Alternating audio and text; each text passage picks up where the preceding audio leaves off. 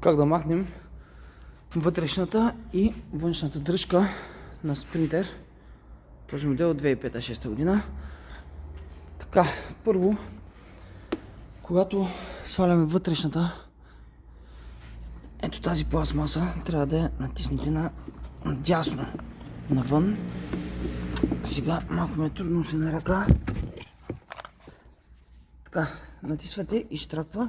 След това я дърпате навън към вас. Сега най-вероятно не съм я извадил достатъчно.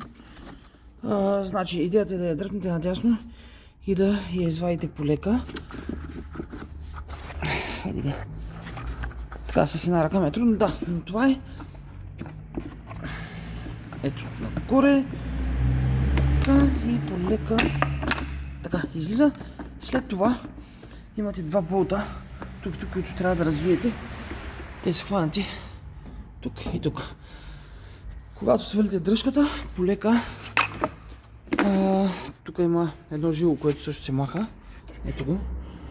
Махате черната пластмаса, откачате жилото от лоста. Така, от този лост. Спокойно можете да махнете дръжката. След това кората се маха с тези щипки. Откачавате щипките. Така, външната дръжка. Държи се на един болт тук. Когато развиете болта, започвате да натискате дръжката назад. Така. И полека започвате да вадите предния край.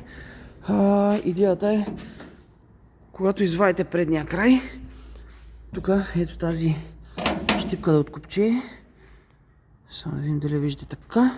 И когато дръпнете предния край, полека започвате да я дърпате към вас. Така. Така.